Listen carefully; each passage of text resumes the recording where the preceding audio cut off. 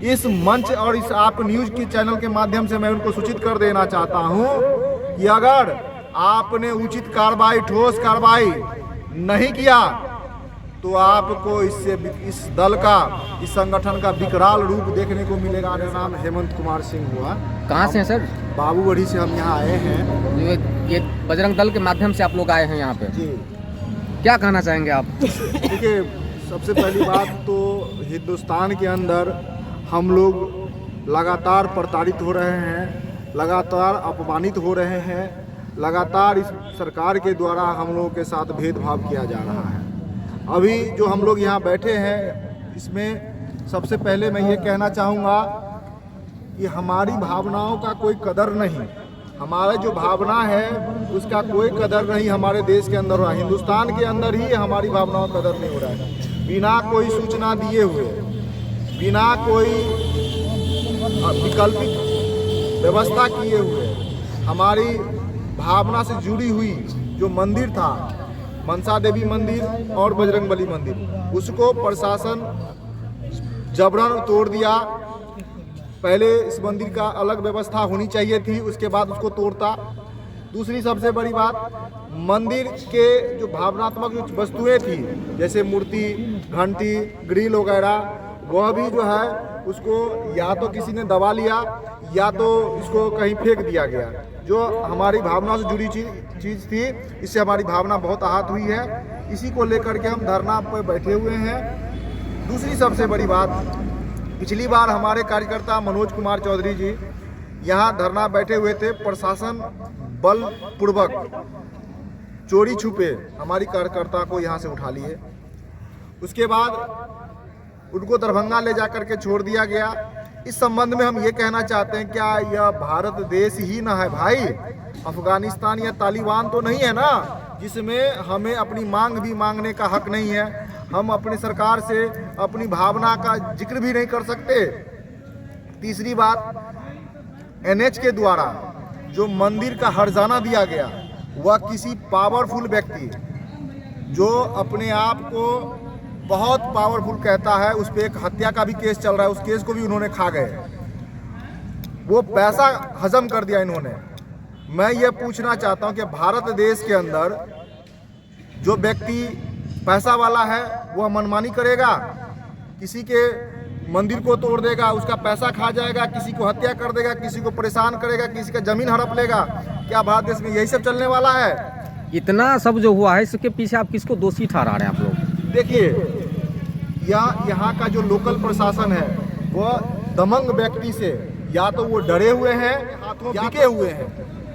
क्योंकि इस क्षेत्र का जो कानून व्यवस्था है, वो नज़दीकी जो थाना है, थाना प्रभारी को मैं इस मामले में दोषी मानता हूँ। जो राजस्व से जुड़ी हुई कार्यक्रम है, उसमें अगर कहीं घोटाला हुआ है तो यह इसका जिम्मेवार CO साहब हैं, उनकी मिलीभगत से पैसा गमन हुआ है। और जो बुलडोजर बिना जानकारी के, बिना सूचना का, बिना वैकल्पिक व्यवस्था किए मंदिर को तोड़ा गया, उसके जिम्मेदार हमारे BDO साहब हैं। इस मंच और इस आप न्यूज के चैनल के माध्यम से मैं उनको सूचित कर देना चाहता हूं कि अगर आपने उचित कार्रवाई, ठोस कार्रवाई नहीं किया तो आपको इस दल का, इस संगठन का विकराल रूप देखने को मिलेगा आने वाले समय में। आप एकदम सूचित कर रहा हूं, मैं आपको आगाह कर रहा हूं, क्योंकि परेशानी आपको होने वाली है। सर आपका? मैं शिवशंकर यादव, बाबूगढ़ी प्रखंड। किस पद पे हैं सर? पद की कोई बात नहीं, हम एक सनातन के कार्यकर्ता हैं, सनातन धर्म से हैं। सनातन धर्म के कार्यकर्ता हैं आप? जी सर। जिस प्रकार मनसापुर में ये मामला उठा है और यहाँ पर भूख हड़ताल पर आपके संगठन के लोगों को यहाँ पर बैठना पड़ रहा है, क्या कहना चाहेंगे आप? कितना दुख हो रहा है आप लोगों को?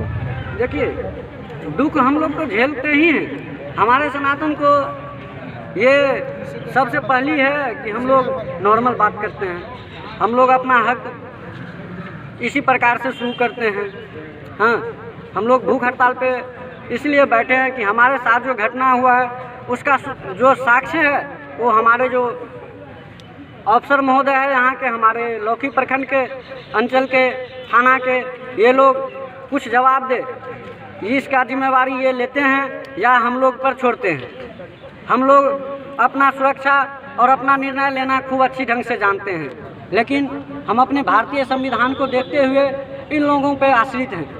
ये लोग नहीं होगा तो ये लिख करके दे कि हम इसमें संभव नहीं है। हम लोग अपना निर्णय खूब अच्छी ढंग से लेना जानते हैं। क्या करना चाहेंगे आगे अगर ये आश्वासन बहुत जल्द नहीं मिला तो? जल्द की कोई बात नहीं है, जल्द की कोई बात नहीं है। जब हम लोग यहाँ पर 2 महीना बर्दाश्त किए हैं तो 2 घंटा और बर्दाश्त करते हैं। हाँ, हम लोग आपके चैनल के माध्यम से BDO साहब को, CO साहब को और थाना प्रभारी को, तीनों को आगाह कर देना चाहता हूँ कि आप लोग अगर हमें चाहिए, जैसा हमको चाहिए वैसा विधि व्यवस्था आप नहीं करके देते हैं, वैसा निर्णय आप नहीं लेते हैं, तो आप हमको लिख करके दीजिए कि हम निर्णय लेने में सक्षम नहीं हैं। आप किसी बाहुबली के ये हैं तो हम लोग किसी के ये नहीं हैं। हम लोग अपना जवाब खूब देना चाहते हैं। हाँ, देखा जा रहा है कि इस बजरंग दल के जो संगठन के लोग हैं दूर दूर से इसमें सम्मिलित हो रहे हैं। क्या आगे का प्लानिंग है? आगे का हम लोगों का कुछ प्लान नहीं है अभी तक। अब इस प्लानिंग को बढ़ाएंगे। यहाँ के थाना प्रभारी, CO महोदय, यानी कि अगर जल्दी एक्शन नहीं लिया गया तो इस पे आप लोग आगे कुछ न कुछ करने वाले हैं? सर, एक्शन की तो रिएक्शन हमारे साइंटिस्ट और साइंस भी कहते हैं कि एक्शन की रिएक्शन होगी, इसमें कोई दिक्कत नहीं है। एक्शन नहीं हुआ तो एक्शन रिएक्शन में होगा। नहीं आते हैं तो रिएक्शन होना क्लियर है, इसमें कोई ऐसी बड़ी बात नहीं है। आप जब एक्शन में नहीं आते हैं, हमारे ये जो BDO साहब हैं, CO साहब हैं, ये थाना प्रभारी है, हमारे बात को नहीं सुनेंगे, ये एक्शन में नहीं आएंगे तो हम तो रिएक्शन में आएंगे ही। इसमें कहने की बात थोड़ी है। तो इनका कहना है कि अगर एक्शन में नहीं आए तो रिजेक्शन होगा। हाँ, रिएक्शन तो क्लियर है, एक्शन नहीं है तो रिएक्शन तो होगा ही।